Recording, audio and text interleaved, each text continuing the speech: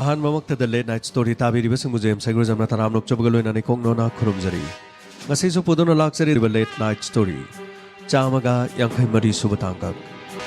ꯊꯧꯗꯣꯛ ꯑꯁꯤ ꯁꯨꯔꯠꯇ ꯊꯣꯛꯈꯤꯕ ꯑꯗꯨꯒꯨꯝꯕ ꯊꯧꯗꯣꯛ ꯑꯃꯈꯛꯅꯤ ꯕꯥꯒꯗꯣꯂꯤ ꯍꯥꯏꯔꯤꯕ ꯃꯐꯝ ꯑꯁꯤꯗ 2019ꯗ ꯖꯨꯟꯒꯤ ꯇꯥꯡ 8 ꯑꯃꯗꯤ 9ꯒꯤ ꯑꯁꯤꯒꯨꯝꯕ ꯇꯥꯏꯅꯕ ꯅꯨꯃꯤꯠ ꯑꯃꯒꯤ ꯑꯁꯤꯒꯨꯝꯕ ꯊꯧꯗꯣꯛ ꯑꯃꯈꯛ ꯊꯣꯛꯈꯤ ꯑꯍꯤꯡ ꯄꯨꯡ 3ꯗꯒꯤꯅ 4 ꯐꯥꯎꯕꯒꯤ ꯃꯅꯨꯡꯗ ꯁꯟꯖय ꯗꯦꯁꯥꯏ ꯍꯥꯏꯔꯤꯕ ꯃꯤꯑꯣꯏ ꯑꯁꯤ ꯍꯥꯠꯂꯝꯈꯤꯔꯝꯃꯤ ꯃꯍꯥꯛ ꯑꯁꯤ ꯃꯍꯥꯛ ꯍꯥꯠꯄ ꯃꯇꯝꯗ ꯌꯥꯝꯅ ꯅꯛꯅ ꯃꯍꯥꯛꯄꯨ ꯍꯥꯠꯂꯤꯕ ꯃꯤꯑꯣꯏꯁꯤꯡ ꯑꯗꯨꯅ ꯅꯣꯡꯃꯩ ꯃꯔꯨ 9 ꯌꯥꯝꯅ ꯅꯛꯅ ꯃꯉꯣꯟꯗ ꯀꯥꯞꯇꯨꯅ ꯃꯍꯥꯛ ꯍꯥꯠꯈꯤ ꯀꯔꯤꯒꯤꯗꯃꯛ ꯍꯥꯠꯂꯤꯕ ꯃꯍꯥꯛ ꯍꯥꯠꯂꯒ ꯀꯅꯥꯅ ꯇꯣꯡꯖꯔꯤꯕ ꯉꯁꯤꯒꯤ ꯀꯦꯁ ꯑꯁꯤ ꯅꯤꯡꯊꯤꯖꯅ ꯇꯥꯕꯤꯔꯕ ꯃꯇꯨꯡꯗ ꯁꯣꯏꯗꯅ ꯃꯀꯦꯗꯧꯅ ꯈꯪꯕꯤꯒꯅꯤ ꯁꯟꯖय ꯗꯦꯁꯥꯏ ꯕꯤꯖꯤꯅꯦꯁꯃꯦꯟ ꯑꯃꯅꯤ ꯑꯁꯨꯝꯅ ꯃꯍꯥꯛꯀꯤ ꯍꯥꯠꯂꯝꯕꯒꯤ ꯊꯧꯗꯣꯛ ꯑꯁꯤꯒꯤ ꯃꯇꯨꯡꯗ ꯄꯨꯂꯤꯁ ꯂꯥꯛꯈꯤ ꯏꯟꯚꯦꯁꯇꯤꯒꯦꯁꯟ ꯄꯨꯂꯤꯁꯀꯤ ꯇꯧꯐꯝ ꯊꯣꯛꯄ ꯊꯕꯛ ꯄꯨꯝꯅꯃꯛ ꯇꯧꯔꯝꯃꯤ ꯃꯁꯤꯒꯤ ꯃꯇꯨꯡꯗ ꯏꯃꯨꯡ ꯃꯅꯨꯡ ꯋꯥꯔꯤ ꯁꯥꯅꯈꯤ ꯙꯔꯝꯀꯥꯟꯇ ꯍꯥꯏꯔꯤꯕ ꯃꯐꯝ ꯑꯁꯤꯗ ꯃꯍꯥꯛꯀꯤ ꯕꯤꯖꯤꯅꯦꯁ ꯇꯧꯗꯨꯅ ꯂꯩꯕ ꯃꯤꯑꯣꯏ ꯑꯃꯈꯛꯅꯤ ꯄꯨꯂꯤꯁꯅ ꯏꯟꯚꯦꯁꯇꯤꯒꯦꯁꯟ ꯆꯠꯊꯔꯛꯄ ꯃꯇꯝꯗ ꯂꯟ ꯊꯨꯝ ꯏꯃꯨꯡ ꯃꯅꯨꯡꯒꯤ ꯂꯝꯒꯤ ꯋꯥꯍꯧꯗꯒꯤ ꯃꯆꯟꯅꯨꯄꯤ ꯑꯃꯗꯤ ꯁꯟꯖय ꯗꯦꯁꯥꯏꯒꯤ ꯃꯍꯥꯛꯀꯤ ꯃꯁꯦꯟꯅꯨꯄꯥꯒ ꯂꯝꯒꯤ ꯋꯥꯍꯧꯗ ꯈꯟꯅ ꯆꯩꯅꯕ ꯂꯩꯈꯤ ꯍꯥꯏꯕ ꯋꯥꯐꯝ ꯑꯃꯈꯛ ꯈꯪꯈꯤ ꯃꯁꯤꯗ ꯂꯝꯒꯤ ꯆꯌꯦꯠꯅꯕ ꯈꯟꯅ ꯆꯩꯅꯕ ꯑꯁꯤꯗ ꯁꯟꯖय ꯍꯥꯏꯔꯤꯕ ꯃꯁꯦꯟꯅꯨꯄꯥ ꯑꯃꯗꯤ ꯃꯆꯟꯅꯨꯄꯤꯒ ꯌꯥꯎꯅ ꯈꯨꯠ ꯊꯣꯛꯅꯕꯒꯤ ꯊꯧꯗꯣꯛ ꯐꯥꯎꯕ ꯌꯥꯎꯕ ꯂꯩꯈꯤ ꯍꯥꯏꯅ ꯈꯟꯈꯤ ꯏꯃꯨꯡ ꯃꯅꯨꯡꯁꯤ ꯈꯟꯅꯕ ꯂꯩꯈꯤ ꯍꯥꯏꯕꯁꯤ ꯂꯩꯀꯥꯏꯒꯤ ꯃꯤꯑꯣꯏꯁꯤꯡꯅ ꯍꯥꯏꯔꯛꯈꯤ ꯑꯃꯗꯤ ꯑꯁꯨꯝꯅ ꯃꯇꯧ ꯀꯔꯝꯅ ꯍꯥꯠꯂꯝꯂꯤꯕꯅꯣ ꯁꯤꯔꯝꯂꯤꯕ ꯑꯁꯤꯒ ꯏꯃꯨꯡ ꯃꯅꯨꯡꯒꯤ ꯈꯠꯅꯈꯤꯕ ꯂꯝ ꯃꯅꯨꯡꯒꯤ ꯌꯦꯠꯅꯕ ꯂꯩꯈꯤꯕ ꯑꯗꯨꯒ ꯃꯔꯝ ꯂꯩꯗꯨꯅ ꯈꯠꯅꯔꯤꯕ꯭ꯔꯥ ꯍꯥꯏꯕꯗꯨꯅ ꯈꯟꯕꯗꯤ ꯂꯩꯈꯤ ꯃꯁꯤꯒꯤ ꯃꯇꯨꯡꯗ ꯃꯍꯥꯛꯀꯤ ꯅꯨꯄꯤꯅ ꯂꯝꯒꯤ ꯆꯌꯦꯠꯅꯕ ꯂꯩꯕꯗꯒꯤ ꯈꯠꯅꯕꯅꯤ ꯍꯥꯏꯕ ꯋꯥꯐꯝ ꯑꯃꯗ ꯄꯨꯂꯤꯁꯇ ꯀꯝꯄ꯭ꯂꯦꯟ ꯑꯃꯨꯛ ꯇꯧꯁꯤꯜꯂꯛꯈꯤ ꯃꯁꯤꯒꯤ ꯃꯇꯨꯡꯗ ꯁꯟꯖꯌꯒꯤ ꯅꯨꯄꯤ ꯑꯁꯤꯒꯤ ꯃꯃꯤꯡ ꯀ꯭ꯔꯤꯄꯥ ꯗꯦꯁꯥꯏ ꯀꯧꯏ ꯃꯍꯥꯛꯅ ꯍꯥꯏꯔꯛꯄꯒꯤ ꯃꯇꯨꯡ ꯏꯟꯅ ꯃꯄꯨꯔꯣꯏꯕꯒ ꯈꯠꯅ ꯆꯩꯅꯕ ꯂꯩꯈꯤ ꯃꯃꯩ ꯊꯪꯗꯕꯨꯗꯤ ꯌꯥꯁꯤꯟꯅꯈꯤ ꯑꯗꯨꯕꯨ ꯍꯧꯖꯤꯛꯇꯤ ꯃꯍꯥꯛꯀꯤ ꯃꯄꯨꯔꯣꯏꯕ ꯁꯤꯔꯕꯅꯤꯅ ꯂꯝꯒꯤ ꯆꯌꯦꯠꯅꯕ ꯑꯁꯤꯒꯨꯝꯕ ꯂꯩꯈꯤꯕ ꯑꯁꯤꯗꯒꯤ ꯁꯣꯏꯗꯅꯃꯛꯀꯤ ꯂꯃꯟ ꯈꯨꯝꯂꯛꯄꯒꯤꯗꯃꯛ ꯄꯥꯡꯊꯣꯛꯄ ꯑꯣꯏꯔꯝꯒꯅꯤ ꯍꯥꯏꯕ ꯋꯥꯐꯝ ꯑꯁꯤꯅꯤ ꯃꯁꯤ ꯈꯛꯇ ꯅꯠꯇꯅ ꯁꯟꯖꯌꯒꯤ ꯏꯃꯨꯡ ꯃꯅꯨꯡ ꯃꯁꯦꯟ ꯏꯃꯨꯡ ꯃꯅꯨꯡꯗ ꯂꯩꯔꯤꯕ ꯃꯍꯥꯛꯀꯤ ꯃꯔꯤ ꯃꯇꯥ ꯄꯨꯝꯅꯃꯛ ꯄꯨꯂꯤꯁꯅ ꯋꯥ ꯍꯪꯕ ꯍꯧꯈꯤ ꯁꯟꯖय ꯍꯥꯏꯔꯤꯕ ꯃꯤꯑꯣꯏ ꯑꯁꯤ ꯀꯅꯥꯃꯇꯒ ꯈꯟꯅ ꯆꯩꯅꯕ ꯑꯇꯣꯞꯄ ꯊꯧꯗꯣꯛꯇꯤ ꯊꯣꯛꯄ ꯂꯩꯇꯕ ꯃꯤꯑꯣꯏ ꯑꯃꯅꯤ ꯍꯣꯏ ꯏꯃꯨꯡ ꯑꯁꯤꯗ ꯊꯣꯛꯈꯤꯕ ꯍꯥꯏꯕꯕꯨ ꯂꯟ ꯊꯨꯝꯒꯤ ꯃꯆꯟꯅꯨꯄꯤꯒ ꯃꯁꯦꯟꯅꯨꯄꯥꯒ ꯌꯦꯠꯅꯕ ꯈꯔ ꯉꯥꯡꯅꯈꯤꯕ ꯑꯁꯤ ꯅꯠꯇꯅ ꯑꯇꯣꯞꯄꯗꯤ ꯂꯩꯈꯤꯗꯦ ꯍꯥꯏꯕ ꯋꯥꯐꯝꯁꯦ ꯄꯨꯂꯤꯁꯅ ꯀꯨꯞꯅ ꯊꯤꯖꯤꯟꯕ ꯃꯇꯝ ꯂꯩꯀꯥꯏꯒꯤ ꯃꯤꯑꯣꯏꯁꯤꯡ ꯋꯥꯍꯪ ꯄꯥꯎꯍꯪ ꯇꯧꯕ ꯃꯇꯝꯗꯒꯤ ꯈꯪꯕ ꯉꯝꯈꯤ ꯁꯟꯖꯌꯒꯤ ꯃꯁꯥꯗ ꯅꯣꯡꯃꯩ ꯃꯔꯨ ꯑꯗꯨꯛ ꯌꯥꯝꯅ ꯅꯛꯅ ꯀꯥꯞꯂꯤꯕ ꯑꯁꯤ ꯀꯔꯤꯒꯤꯅꯣ ꯃꯤ ꯑꯃꯅ ꯃꯤ ꯍꯥꯠꯄ ꯃꯇꯝꯗ ꯍꯥꯠꯂꯝꯂꯤꯕ ꯃꯤꯁꯤꯒꯤ ꯃꯑꯣꯡ ꯃꯇꯧꯗ ꯏꯆꯝ ꯆꯝꯅ ꯊꯥꯡ ꯑꯃꯅ ꯊꯤꯜꯂꯝꯕ ꯅꯠꯇ꯭ꯔꯒ ꯃꯀꯣꯛꯇ ꯅꯨꯡꯅ ꯁꯨꯔꯝꯕ ꯆꯩꯅ ꯀꯜꯂꯝꯕ ꯍꯥꯠꯂꯝꯕꯒꯤ ꯃꯑꯣꯡ ꯅꯠꯇ꯭ꯔꯒ ꯌꯥꯝꯅ ꯅꯛꯅ ꯅꯣꯡꯃꯩ ꯃꯔꯨ ꯑꯃ ꯀꯥꯞꯂꯝꯕ ꯃꯔꯨ 2 ꯀꯥꯞꯂꯝꯕ ꯃꯔꯨ 9 ꯀꯥꯞꯂꯝꯕ ꯍꯥꯏꯕꯁꯦ ꯄꯨꯂꯤꯁꯀꯤ ꯃꯤꯠꯌꯦꯡꯗꯗꯤ ꯑꯗꯨꯃꯛ ꯅꯨꯡꯁꯤꯅꯗꯕꯒꯤ ꯆꯥꯡ ꯑꯁꯤ ꯅꯠꯇ꯭ꯔꯒ ꯀꯂꯛ ꯄꯦꯟꯕꯒꯤ ꯃꯑꯣꯡ ꯅꯠꯇ꯭ꯔꯒ ꯍꯥꯠꯀꯦ ꯌꯥꯎꯅ ꯍꯥꯠꯄꯒꯤ ꯃꯑꯣꯡ ꯑꯁꯤ ꯄꯨꯂꯤꯁꯅꯗꯤ ꯈꯨꯍꯥꯠ ꯑꯁꯤꯗ ꯑꯗꯨꯃꯛ ꯈꯔꯗꯤ ꯈꯪꯕ ꯉꯝꯃꯤ ꯑꯁꯨꯛ ꯌꯥꯝꯅ ꯅꯛꯅ ꯅꯣꯡꯃꯩ ꯃꯔꯨ 9 ꯀꯥꯞꯁꯤꯟꯗꯨꯅ ꯍꯥꯠꯄ ꯍꯥꯏꯕꯁꯦ ꯌꯥꯝꯅ ꯅꯨꯡꯁꯤꯗꯕ ꯁꯣꯏꯗꯅꯃꯛꯀꯤ ꯁꯤꯔꯁꯅꯨ ꯍꯤꯡꯂꯒꯅꯨ ꯍꯥꯏꯕꯒꯤ ꯃꯑꯣꯡꯗ ꯍꯥꯠꯄꯅꯤ ꯑꯗꯨꯔꯕꯗꯤ ꯌꯦꯡꯊꯤꯅꯕꯁꯦ ꯌꯥꯝꯅ ꯇꯝꯊꯤꯕ ꯃꯑꯣꯡꯗ ꯌꯦꯡꯊꯤꯅꯕ ꯑꯃ ꯑꯣꯏꯔꯝꯒꯅꯤ ꯍꯥꯏꯕꯁꯤ ꯄꯨꯂꯤꯁꯅ ꯈꯟꯈꯤ ꯑꯁꯨꯝꯅ ꯃꯁꯦꯟ ꯑꯃꯗꯤ ꯃꯆꯟꯅꯨꯄꯤꯗ ꯆꯤꯡꯅꯕ ꯑꯗꯨ ꯊꯧꯗꯣꯛ ꯑꯗꯨꯒꯤ ꯃꯇꯨꯡꯗꯒꯤꯗꯤ ꯄꯨꯂꯤꯁꯅ ꯏꯟꯚꯦꯁꯇꯤꯒꯦꯁꯟ ꯆꯠꯊꯔꯛꯄ ꯃꯇꯝꯗ ꯈꯔ ꯈꯟꯅ ꯆꯩꯅꯕ ꯂꯩꯈ꯭ꯔꯒꯁꯨ ꯌꯥꯁꯟꯅꯈ꯭ꯔꯕꯅꯤꯅ ꯃꯈꯣꯏꯗ ꯊꯣꯏꯅ ꯍꯦꯟꯅ ꯆꯤꯡꯅꯅꯤꯡꯉꯥꯏꯗꯤ ꯂꯩꯇ꯭ꯔꯦ ꯍꯥꯏꯅ ꯄꯨꯂꯤꯁꯅ ꯑꯃꯔꯣꯝꯗ ꯈꯟꯈꯤ ꯃꯁꯤꯒꯤ ꯃꯇꯨꯡꯗ ꯁꯟꯖय ꯗꯦꯁꯥꯏ ꯍꯥꯏꯔꯤꯕ ꯃꯤꯑꯣꯏ ꯑꯁꯤ ꯍꯥꯠꯂꯕ ꯃꯇꯨꯡꯗ ꯃꯍꯥꯛ ꯍꯥꯠꯈꯤꯕꯁꯤꯒꯤ ꯃꯇꯨꯡꯗ ꯀꯅꯥꯅ ꯍꯦꯟꯅ ꯇꯣꯡꯖꯒꯗꯒꯦ ꯍꯥꯏꯕꯁꯦ ꯃꯨꯟꯅ ꯈꯟꯈꯤ ꯊꯤꯖꯤꯟꯕ ꯍꯧꯈꯤ ꯃꯁꯤꯒꯤ ꯃꯇꯨꯡꯗ ꯄꯨꯂꯤꯁꯅ ꯁꯨꯔꯠꯀꯤ ꯑꯁꯤꯒꯨꯝꯂꯕ ꯃꯐꯝ ꯑꯁꯤꯗ ꯄꯨꯂꯤꯁꯀꯤ ꯇꯤꯝ ꯃꯈꯜ 2 ꯊꯣꯛꯅ ꯈꯥꯏꯗꯣꯛꯇꯨꯅ ꯏꯟꯚꯦꯁꯇꯤꯒꯦꯁꯟ ꯆꯠꯊꯕ ꯍꯧꯈꯤ ꯃꯁꯤꯒꯤ ꯃꯇꯨꯡꯗ CDR ꯆꯦꯛ ꯇꯧꯈꯤ ꯃꯆꯟꯅꯨꯄꯤꯒꯤ ꯃꯣꯕꯥꯏꯜ ꯐꯣꯟ ꯃꯍꯥꯛꯀꯤ ꯅꯝꯕꯔ ꯆꯦꯛ ꯇꯧꯈꯤ ꯃꯁꯦꯟꯅꯨꯄꯥꯒꯤ ꯅꯝꯕꯔ ꯆꯦꯛ ꯇꯧꯈꯤ ꯃꯁꯤ ꯈꯛꯇ ꯅꯠꯇꯅ ꯃꯍꯥꯛꯀꯤ ꯅꯨꯄꯤ ꯀ꯭ꯔꯤꯄꯥꯒꯤ ꯅꯝꯕꯔꯁꯨ ꯄꯨꯂꯤꯁꯅ ꯆꯦꯛ ꯇꯧꯈꯤ ꯊꯧꯗꯣꯛ ꯑꯁꯤꯒꯤ ꯃꯥꯡꯑꯣꯏꯅꯅ ꯃꯣꯕꯥꯏꯜ ꯐꯣꯟꯁꯤꯡ ꯑꯁꯤꯗ ꯑꯇꯣꯞꯄ ꯃꯤꯒꯤ ꯅꯝꯕꯔ ꯀꯌꯥ ꯂꯥꯛꯈꯤꯕꯒꯦ ꯀꯌꯥꯝ ꯌꯥꯝꯅ ꯋꯥꯔꯤ ꯁꯥꯟꯅꯈꯤꯕꯒꯦ ꯄꯨꯟꯅ ꯄꯨꯂꯤꯁꯅ ꯌꯥꯝꯅ ꯀꯨꯞꯅ ꯆꯦꯛ ꯇꯧꯈꯤꯔꯝꯃꯤ ꯑꯁꯨꯝꯅ ꯆꯦꯛ ꯇꯧꯕ ꯑꯁꯤꯗ ꯑꯇꯩ ꯃꯍꯥꯛꯀꯤ ꯃꯆꯟꯅꯨꯄꯤ ꯑꯃꯗꯤ ꯃꯁꯦꯟꯅꯨꯄꯥꯒꯤ ꯅꯝꯕꯔ ꯊꯣꯏꯅ ꯆꯤꯡꯅꯕ ꯂꯩꯈꯤꯗꯦ ꯑꯗꯨꯕꯨ ꯀꯝꯄ꯭ꯂꯦꯟ ꯇꯧꯔꯛꯂꯤꯕ ꯁꯟꯖय ꯗꯦꯁꯥꯏꯒꯤ ꯅꯨꯄꯤ ꯀ꯭ꯔꯤꯄꯥ ꯗꯦꯁꯥꯏ ꯃꯍꯥꯛꯀꯤ ꯅꯝꯕꯔ ꯑꯁꯤ ꯄꯨꯂꯤꯁꯅ ꯉꯛꯄ ꯐꯥꯎꯈꯤ ꯊꯧꯗꯣꯛ ꯑꯁꯤ ꯊꯣꯛꯈ꯭ꯔꯕ ꯃꯇꯨꯡ ꯑꯗꯨꯒ ꯊꯣꯛꯇ꯭ꯔꯤꯉꯩꯒꯤ ꯃꯃꯥꯡꯗ ꯑꯇꯣꯞꯄ ꯅꯝꯕꯔ ꯑꯃꯗ ꯌꯥꯝꯅ ꯇꯠꯇꯅ ꯋꯥꯔꯤ ꯁꯥꯟꯅꯕ ꯅꯝꯕꯔ ꯑꯃꯈꯛ ꯐꯪꯈꯤ ꯋꯥꯔꯤ ꯁꯥꯟꯅꯔꯤꯕ ꯅꯝꯕꯔ ꯑꯗꯨ ꯄꯨꯂꯤꯁꯅ ꯌꯥꯝꯅ ꯀꯨꯞꯅ ꯊꯤꯖꯤꯟꯕ ꯃꯇꯝꯗ ꯅꯝꯕꯔ ꯑꯗꯨ ꯄꯪꯂꯥꯞ ꯂꯥꯞꯇꯕ कृपा देसाई ने लेरिबे युम असigi प्लेट असigi मखा स्वाइदा ग्रोसरी की दुकान अमदा फंबा मियोय कांतिदान कौबा मियोय अमखक्का वारी साने हाइबसी पुलिस ने खंकी मसिगी मतुंग द कांतिदान हारिबा मियोय से मफम से ग्रोसरी फमी कृपागा कांतिदान गा करी करी वारी साने हाइबा म खंगद्रबसु मखोइनी की करी मरी ले हाइबसे पुलिस ने थिगतपा मतमदा करीगुम अकुप्पा वाफम खरदि खंकी मखोय एनिसिगी चिंगनबा वाफम क्या लेकी मखोय एनिसि मरी लेनबा मानकी वारी वता यामना तोइना साने हाइबना चिंगबसी लेकाइगी मियोय सिंगना हंगवा मतमना खंगिरम मसी खक्ता नतना मखोय एनिगे सिगुम मरी असि ngangnaba मीना खरगा चिंगनबा लेरिबनिना थोलिबा थौदो असिगा हारिबा ग्रोसरी दुकान फमलिबा कांतिदानगा करी मरी लेना रुंगदगे हाइदुना पुलिसना चेक्सिन इन्वेस्टिगेशन होकी मसिगी मतुंगदा पुलिसना लोकेशन येंगबा होकी हाइबदी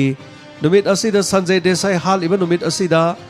कांतिदान कदाइदा लेबगे हाइदुना पुलिसना चेक तौबा होरमी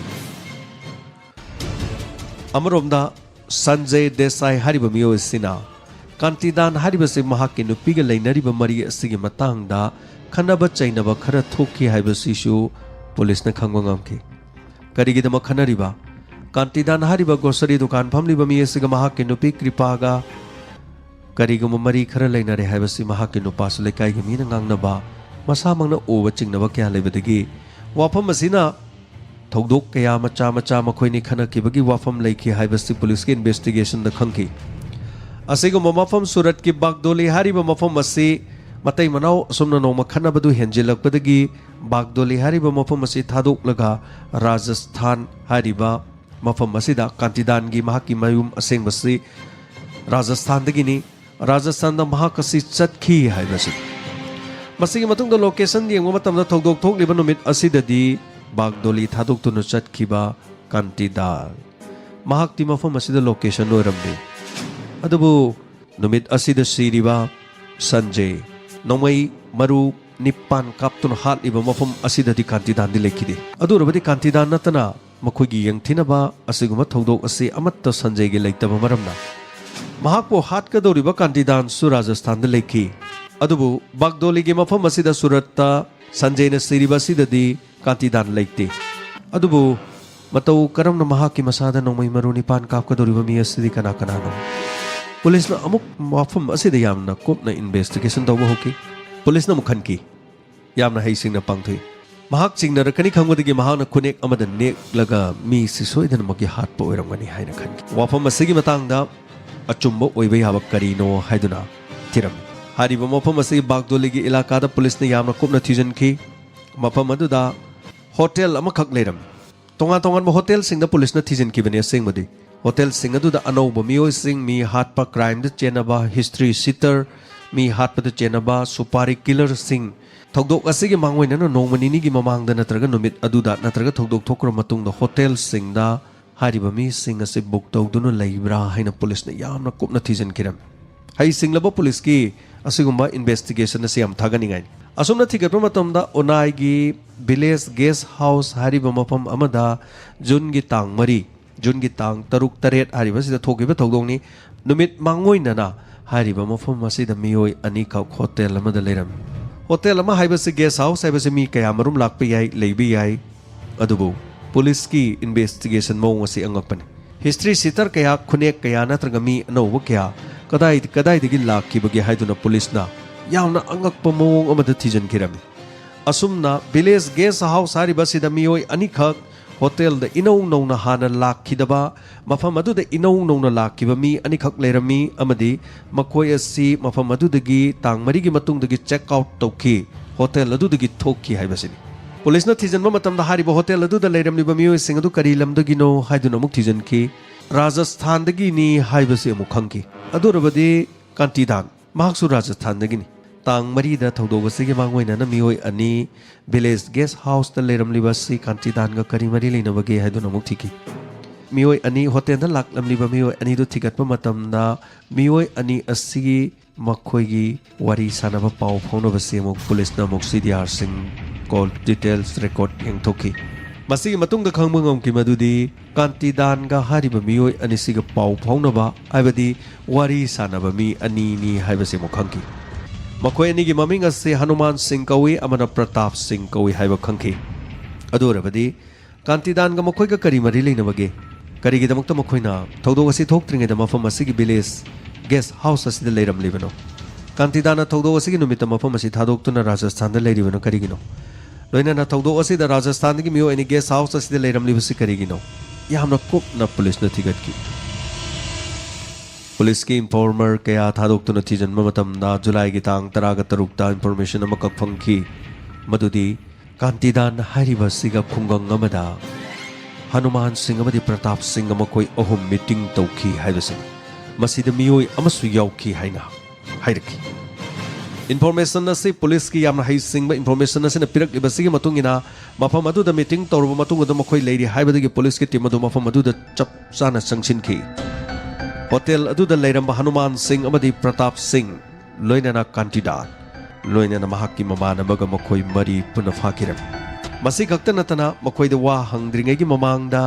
मखोई मीटिंग तौरिबा मी सिंह अदुदा हनुमान सिंह अमदी प्रताप सिंह नोंगमई अमा यावखी लुपा लिसिंग अनि चटपी लुपा पैसा कैमरम सियारुंगी मतौ करम लिसिंग अनि चटपी कया अमदी चोंगा चटपी सिंह सी मफम अदुदा लेरमगदोरिबनो नोंगमई अमना करिगिदमक लेरमलिबनो पुलिस न फंगलिबा पोलम सिंह असिगी मतुंगिना मखोइगी इन्वेस्टिगेशन असि माइ पागले हेना खनकी मसिगी मतुंगना Sanjay Desai मतौ करमना हाटपनो हाइदुना मखोइ फारग वहंग पहंग तौकी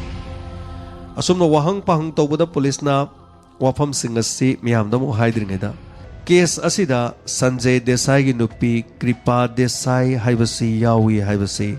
मियोय Singh अदुगी मचिन्दा खंगबा ngamki lupa lakh tara piduna mahakki mapuroiba haibadi कृपा देसाई की मपुरोइबा संजय देसाई हाटना ननबगी दमक महाक्की नुपी मसामक यावना प्लान असी तौबने हाइबसी हारिबसी कांतिदाल हारिबा मियोसिना मफम अदुदा ग्रोसरी फमदुनु लैबा मतमदा कृपा देसाई का मरी लेनबदा सावन सिंह कौबा फी योनबा फी की बिजनेस तौबा मियोय अमखक महाक्सु यावी हाइबसी मखोइगी मचिन्दगी खंग लोइनना फारिबा मरी सुबा मियोय अदु सावन सिंह हाइबा मियोय दनि सावन सिंह महाक्ना थौदोक असी पांगथोकननबगीदमा कृपा देसाई का मरी लेनरिबा कांतिदान हारिबा मियोय असिगा प्लान तौबा मतमदा सावन सिंहना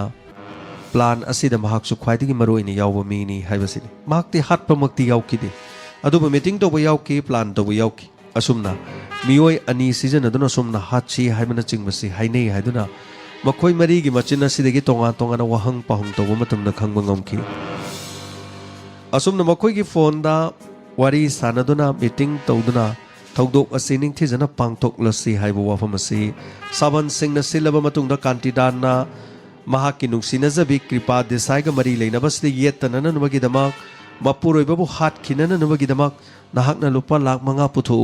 अइना लुपा लाख 5 पुथोकलगे असुमना लुपा लाख 5 पुथोक्तुना हारिबा सिगुमा मी हाटपगी थौदोक असी पांगथोकलसी हाइदुना मखोइ अनिने यानखि हाइबा वाफम असिनी असुमना मपुरोइबाबु हाटननबगीदमकता कृपा देसाई मपुरोइबा संजय हाटननबगीदमकता प्लान तौकी प्लान असिगीदमकता सावन सिंह हारिबा मियोय असिना मफम अदुदा फी योंदुना लेरबसु बिजनेस तौदुना लेरबसु प्लान असी महाक यावना कांतिदालगा पुनः सिनखिबने हाइबसि खंगबा ngamki असुमना पुलिसना वहंग पहंग तौबा मतमदा सेंगबा सिंह असी मथंग मथंग लोइन हाइदोरखी मपुरोइबाबु हाटलगा महाक अरोन मनुपा कांतिदान का मरी लेनरिबा असिदा अयेतपा लेतननबगीदमक सावन सिंह हारिबा फी योन मनुपा असिगा पुनः सिनरगा हनुमान सिंह अमदी प्रताप सिंह हारिबा मियोय असी नेक लगा लुपा लाख 5 मखोइ अनीना पुथोकलगा मंगोंदा अमुहने येतननबगीदमक थबक थोरम सिंह असी पांगथोकिबने हाइबा वाफम असिनी असोमना मरालगी मतुंगिना पुलिसना मखोइ थिगत्तुना फागतपा मतमदा कृपा लोइनना पुलिसना हानदगी फादुना लेरबा मखोइ मरी थौदोक असिगीदमक चेनबा असिगुमा मिहाट असिगीदमक मी 5 असि फाकी वहंग पहंग तौदुना मचिन सिंह माना पीरिबा कन्फेशन सिंह अदु चुमलबा मतुंगदा संजय देसाई हाटपगीदमक मखोइगी मथक्ता निंगथिजना चार्ज शीट अदु थांगलबा मतुंगदा हाउजिसु पुलिस की रिमांड लौथदुना मखोइगी मथक्ता संजय देसाई हाटपगीदमक करी चैराक पिरकदगे हाइबदु ngasi sungaiduna lei masini ngasigi late night story gi chamage 53 suba tangkak asigi pujarak liba मपुरोइबा हाटपी Kripa Late Night Story Ngasige tangkak chamaga yangkai manga suba tangkak Ngasige thoramasi Mumbai da thoki baduguma thawdog ama khangni Mumbai Bharat ki di skumba metropolitan city sida khwaidigi miyamna thoidoi hindona khangnaraba celebrity kyam leiba chokotpa asi Bharat ki manungdadi Mumbai hariba mafum asina miyamna hena khangnare loina nasigumba Mumbai da thokiba dugumlaba thawdog ama khangni mafam asida investigation tawba haibasisu araiba madi oidi asumna July tangkun ing listing ani taramapan 2019 mafam masigi pawai hariba jaga mafam asida Dipavali Yadav hariba nupi chahi kunga mapalom surabi nupi sumayumda thokibadagi halakidi mahang mangkiram Dipavali mangkiba matamda mahaki imung manungi miyoi sinasu thikiramde maramdi Dipavali hariba nupi asti khara lamket lamhaiba masang matau phajabi loinana matam asigi chap chabi high faida leibidu manupi ama khogweram mahangna mayumdagi thokiba matamda halaktaba haibasi masing khangdana mamangda su thokiba kyamram yoram maram asina imung manuna su mahak hanjalaktabada adama hanjanjarakchani haibagi mawngda duma leiki asumna Dipavali na mahangna thokiba numit asidagi amuk hana yumda halaktaba sida imung manuna thoina warudi Mumbai gi asumlaba pawai hariba mafam asida July gi tangkun English singani taramapan thokiba thawdog asina mafam adugi miyo singda yamna ngakna thokiba dugumba thawdog ama khang asumna mahak mangkibastagi tha amarom phajin kirab khwaidigi ngaklibadi chahi kunga mapalom surbi leisabi amani yumdagi halaktaba yumda changaktaba haiba matam asida imung manungi miyo singna thiraktaba haiba sisu angakpa wafam amoiki asumna mahakna halaktaba tha ama phar matungde imung manungi miyo singna Pawai police station da lakhi amadi Dipavali halaktabagi matang asida complaint tawki police na haki nakhoi dige dawlei na hangai di chei kun mapan surubi na chano pini yum da halaktaba matam da hoji pawba yum sida halakte na kari gidama halaktri no haibadi no khoi di kari tawdun le matam madu de mung manung haiki mahana sumna yum dagi thokraga halaktaba se masing yamna toina thokre adubu hadak di khara kuire mahaka mobile de su paw phonodre kadai da lady bano haibadu hanadi khar paw phono bane du thama phajelak pasida complaint tawbuna chumra haiduna police ta complaint tawba laini asum ni mung manung haikiram mahak halakadra haiduna ngaiduna lakpa adubu mahak tha ama fawba halaktraba matung asida police ta complaint tawki tasengmadi July gi asigumlo mak halaktaba numit asidagi Dipavali mihat pasingna mahakpu hatkiban Dipavali gi mahak kesi baksang asi Kalwa Kharegaon hariba mafam asida hundoki hundokli ba mafam si khong oina turen oina tawba mafam amakhang mafam asida mahak thadaram ki asi baksang asi turen adudagi tawthakiram asumna tawthakibasina numit kharani changki Kalwa Kharegaon hariba mafam asida hundoklamlaga thadaki baksang asi khong aduda kilometer yankai rom lapna turiel asida masa tawthaduna chatki masigi matungda Malwani hariba mafam asida August ki tang taret English singani taramapan da si baksang asi recover tawki matam adu da si baksang asi police na phangba matamda nupani nupini haiba fawbo khanglamde haibadi haksang adu tuki matik sokpa thama phajilakpa maramna yengwa matamda nupani nupini haibada phibam thina sokpadagi khangma ngamlamdi masigi matungda police na local matungda postmortem gi demak thaki amadi Pawai police station na asiguma nupi ama fangi haiba paw asida makhoina nupi du masa khangna bo honaki kariguma mata khangba ngamkide masigi matungda Malwa police station na makhoi paw phonaki haibadi Malwa police station amadi Pawai police station ani si wari sana matungda makhoi gi police station singda missing report ta complaint lakhibre yengo haiduna phakatki asumna Pawai police station da nupi amakak sahi kunga mapan surabi amakak ngasidagi thamagi mamangda mangbagi mung manungna complaint ama tawba lakhi hari basi oiramgadra haina chingnaki adubu amarumdadi haksang adu kahena solokpadagi haksang gi fibam adu da photo na chingba khara ka bhoroga haksang adu yamna kahena solokpuna maramnago poloi thokirame lehori ba haiba nupi sigi selama firon amadi nupi sigi saktam police na phangki basi haksang gi photo masi kakta ngai hoki masigi matungda Pawai Police Station na Malwani Police Station wari sana matungda Pawai Police Station da Deepavali ka ubanupi ama khakmang ki bagi missing report ama lei hai bawa pham adudagi Deepavali gi imung manung da Pawai Police Station na pau piki amadi photo yengna nan bagi dama Police Station da kauki photo adu yengba matam da imung manung na Deepavali gi imung manung na masi makhoi gi macha nupi Deepavali mali hai bawa pham hairam khara di chingna ba laiki adubu taseng namak phibam thina soklo basu oiriba phibam selam liba dress madu soidana maki Deepavali oigani haidana makhoina khalam masing matung da di police na lagli bawa pham di kanana kari gi damak ta hat mano haibasini Police na postmortem dagi khanggo ngamki phibam thina soklo basi bhakchang ado turen na thada dringe gi mamang da strangulation haibadi khauri met laga hat pani haibase postmortem gi report na mangak sam da laksin madagi sor phun madagi mahak sikibani haibase postmortem gi report na mo hairam adurabadi Deepavali haribanu PSC taseng namaki mahakasi makhori metun hat poirongani haibase police na khanki amarom da police na muk Deepavali gi mahaki haukiba punsigi tangka kaya khongphong kaya gi matang da check topo horoki asum na khangki madudi Deepavali maning tambi nupi aman Mumbai da chaubi matamasigi chap charabi koiba lang bangau ba pambi du manupi amani haiba khangki mahang matam kharagi mamang da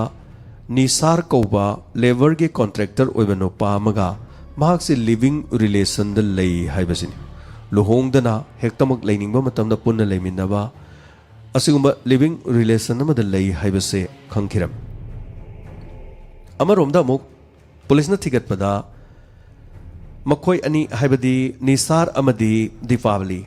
matam kuina makhoi ni mari leina rakpada mamai thangna makhoi ni yana rakhide yana rakhida ba sidagi Nisar hariba nupa asina mahak break up tawraga haibadi Deepavali dagi lapthok laga atopa nupi amaga mari leinakhi amadi nupi aduga Nisar ga luhong ki haibasi police na khangki masi matungda Nisar hariba miyo se police na thiki police station da kauki wahangki karigi damta nang di Deepavali se hat pano sir ai di Deepavali ina hat panati ma hat paga ma si baga ai ga karim to mari lene de nanga mari lene haisdi sir ai ga mari lene ramade seng mani chumnagi numit kharani nate ma ga ga yamna nak na mari khara leini adubu ma kai ga wakhal mo chanarak to badagi mangon de ai break up to go kuire masigi matung de ai nupi ma mari leina badagi nupi du dai lohong ga ibani lerak bani o nangi lohong mari gen are haiduna nupi sinang na hatpagi wani ne nate nate sir ai di numit adu da ai Mumbai gi mafum asida leiti ai di UP de lei asum na haikiram masigi matung da wahang phong dor matung da Deepavali gi number loina na Nisar gi number call details record CDR check toki loina na location amung hana ching tokiram asum na hokiba July gi tang 18 kunna makhoi anisi Mumbai gi mafam da location oi haibasi police na khangki masigi matung da mahani UP du lei haribase aran mani Nisar na hek leiba mafam khodimak da Deepavali su leram ahing oigera nongthil oigera nomidang oigera aduma mafam amata da makhoi ani lemine haibase irai lai na khangki masigi matung da Malat Kalwa tonga tongan basig Mumbai gi mafam kaya da makhoi ani location oidunu lei haiba wafam si police na khangna matung da wahangki nakhoi ni hariba July gi tang ko namadi kun taraga mapan namadi kun hariba sin nakhoi ni punna location oristi matamadu dhaiki sir ai di UP digi lakpa to taxi mada hariba numito ai UP digi taxi dai lakpa ni halaki ba numit ni adubo hariba numit adu di mahakai ga pun khibal leiti ai Mumbai digi ai UP digi Mumbai phawba ai taxi mada lakina sir thajadraga hangbiyo aigi taxi driver dugi maming Tiwari kawi mahaki number su yawi mahaki gari da puno chatpani thajadraga mongonda hangaga check tobiyo police na mo Tiwari hariba taxi driver se mo kauki amadi Tiwari wahangki July ge tang 30 amam di kunda nang karai lege sir ai Nisar hariba si mahaki thaba me UP de chatpani mahaki gari si nungai tre habadagi aigi taxi waiduna thabak chatmina bani hariba tang adu di maga iga punna lei asumna chinkhum se hairap manana haikiram adubu मखोइनी तोंगान तोंगान का अमदा थमके police अनी home चंगदुना मखोइनी की मचिन hunky अमना चटली अमना लई अमना पुन चटली हाइबा पुंगफम तांग अमत्त मानरमदि सेमजिन साजिनदुना हाइबने हाइबसे पुलिसना दि थेंगनदुना लैरबा वाफम अमा खंगनिना Irai line हेक्तम खंगबा हाइबदो ओइखि मसिगी मतुंगदा चिनखुम मानदबदुना मखोइ अनी ओइदबा ngangle हाइना खंगबदगी पुलिसना sustain interrogation तौदुना चै थादुना वाहंखि मसिगी मतुंगदगी निशा मसामंगना पांथुक जगिबा थबकसिंग अदुदा police ताइकी मान inspector अइगी पुंसीदा अयत पाइबदु ओइरकी Deepali अइगा मागा लिविंग रिलेशन द लेनरकीबनी अदुबो महाकी मौंग मतोसे अइ यामना पामलखिदि महाक्ति कोइदुना लांगदुना अदुमक लेबा पांकी मसिदगी महांगना हाइरकी अइना ब्रेकअप तौखरबसु अइना अतोपा नुपी मगा लोहोंगलबसु इबानीगी लेनरिबा मरिदो अइना लोहोंगबदा ngaरिबा igi नुपीदा सोइदना हाइदोकनी मसे हाइदोको पामद्रबदी महांगना हाइबियो माना पियु हाइबा पैसासिंग पियु पैसासिंग अदु पियु याद्रगना नंगी नुपीदा नंगैगा लेनबा मरिसिंग अइना लो हाइदोकनी अइना नोंगदा पार्टी सिलो हारको मतमदा नंगना पार्टी सिनगदबनी पार्टी दु नंगना सिनबा ngamdraba नंगे लोहोंगबदा ngaरिबा नुपीदो मागी मनाक्ता चलगा नंगैगी लेनरिबा मरिदो लो हाइदोकनी असुमना सर महांगना इंगोंदा ब्लैकमेल तौबा होरोकी अइ पीबा याबा पैसा क्या पीकी पार्टी क्या सिनकी ngaw क्या ngawki लोहोंगबदा ngaरिबा युमदगी थोलक्तुना महांगना हाइबा याननमगिदबो मफम कयादा कोइबा लांगबा होटल दा लेमिनबा असिगुम क्या तौकी अदुबो इ खांगबा ngamlakti मसिगी मतुंगदगी अइना प्लान अमा तौकी मदुदी नुमित अदुदा पवाइदगी टैक्सी असिगुम टैक्सी ड्राइवर तिवारी नेक्लगा महाकु लोहनकी मुंबई की मफम कयादा कोइबा चटकी कोइबा याबा कोइरुरु मतुंगदा नुमिदांग लांगबा याबा लांगला मतुंगदा मंगोदी यु पिथकी अतांगबा यु सिंग थकपा ngaw लांगबा महाक यामना पामसे असुमने यु पिथकलगा महाक नंगा ngaw दुनु लेरिंगैदा गाड़ी अदुगी मनुंगदा थबक चलुरगा हलकपदा मुंबई की असिगुमलबा मफम अमदा मी उदबा जगा अमदा मखोरी मेत्तुना अइना महाकबु हाटकी अदुगा महाकबु मफम अदुदा कलवा खारेगाव हारिबा मफम असिदगी महाकबु हुंदोक्तुना मफम अदुदा लेबा तुरेन अमदा थादकी तुरेन अदुदगी महाक अदुमक जेंथदुना चटखिबनी महाकना इंगोंदा ब्लैकमेल यामना तौई अइबु महाकना टॉर्चर यामना तौई पैसा पीबा याबा पीकी महाकि निंगबा थुंगननबगी होनकी ओनसिनदुना अइबु टॉर्चर तौरकपदुना अइना खांगबा ngamdabadagi महाकबु हातननबगीदमक अइना प्लान तौखिबनी थोकदोक थोरु मसिदा लांजद्रबा तिवारी सु यावखिबनी अइना गाड़ी अदुगी मनुंगदा दीपाली हाटपा मतमदा टैक्सी ड्राइवर असिना ओखि मदुगी मतुंगदा महाक तोफम खंगिदे अदुबु फारबदी महाकसु चेनगदबनीना फाद्रगा लोइरे खंद्रगा लोइरे हाइबो वाफमसिदा इबानी यानबदगी कलवा खारेगाव हारिबा मफमसिगी तुरेंदुदा थादरगा असि भक्चांग अदु मफम अदुदा हुंदोक्लमनी असुमना पुलिस द मसाना तौजखिबदुगी मराल याजरदुना पुलिस द कन्वेशन पुनमक अदु हाइकी केस असे थोकिबा नुमितगी मतम कुइना चथदुना पुलिसना थिजनबदा था निपालोम संखिबदुगुम्बा केस अमखंग मुंबई पुलिसना सिगुम्बा ब्लाइंड मर्डर नुपी अमा अतोपा मफम पुवाई की जगह मांगखिबा नुपी अमना इमुंग मनुंगना था अमा लेरगसु कंप्लेन तौबा मसिगी मतुंगदा मालवानी तुरेलदा चेंथरकिबा किलोमीटर 50 रोम लापना कलवा खारेगांवदगिना मालवानी की तुरेंदा चेंथरकिबा असिबा हक्चांग अमखक फंगगा नुपानी नुपीनी फावबो खंगद्रबा करिगुम्बा आइडेंटिटी अमता लेत्रबा सिगुम्बा सिबा हक्चांग अमबो मुंबई की पुलिस ने यामना हई सिंगना थिगलबा मतुंगदा था निपान चंगना केस असिगी थिरकबदा अरोइबदा सिबा हक्चांग फंगलखिबदगी हई सिंगना मुंबई की पुलिस टीम असिना दीपावली की मिहाट असिगी मतंगदा चेनरिबा मियोई फागतकी असुमना मखोइगी मथक्ता चार्ज से थांकल मतुंगदा मतिक चाबा चिराग पीनबा सेम सादुनु लेरी हौजिक्ति मखोइ रिमांड लौथदुना अदुमक लेरी मसिनी ngasiगी लेट नाइट स्टोरी की चामगा यांखै मंगा सुबा सिगी तांकल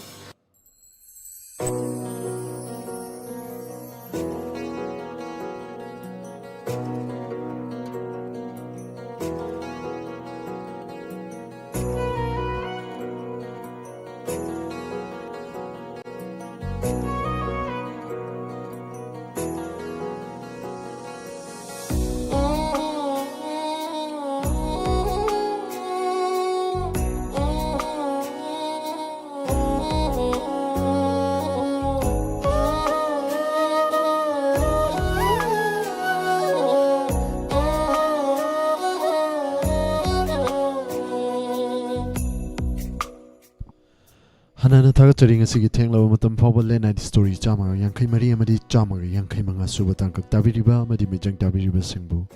hainai letana Tagachari asigi 90.0 Wahong Radio tabiriba Manipur online radio da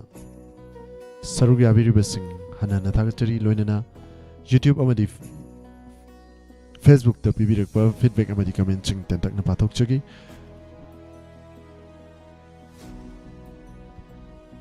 Madam Susila Okram Tagachari Mani Chandra Moirangcha Tagachari Thoram Saru Yabirakba James Leisung Tagachari Thoram Sidi Saru Yabiriba Renu Toijum Tagachari Thoram Sidi Saru Yabirakba Ima Ibam Halning Tokong Lenite Story Chamang Yankai Mari Dipali Busu Hadki Chahi Kunmapan Surabi Dipali Yumdagi Tokibadagi Halaki de Dipali ki firol ka photo ka adu ta lehoki Dipali ka nisar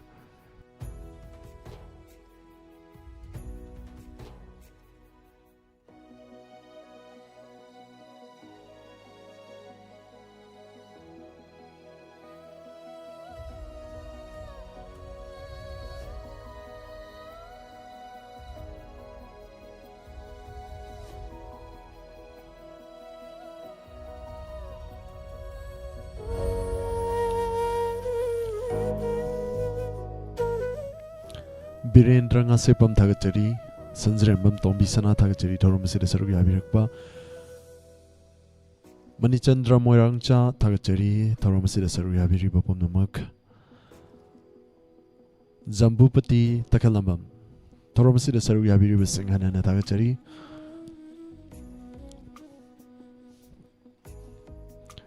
Madam Brazisori Takal Changbam Taram Nokchari Hanana Tagachari Thorum Sida Saru Yabiriba Kamala Devi Shanasam Tagachari Kunjay Thaudam Tagachari Thorum Sida Saru Yabirakpa Tongam Ranjita Loinana Ima Ibem Hal Puno Puhanana Tagachari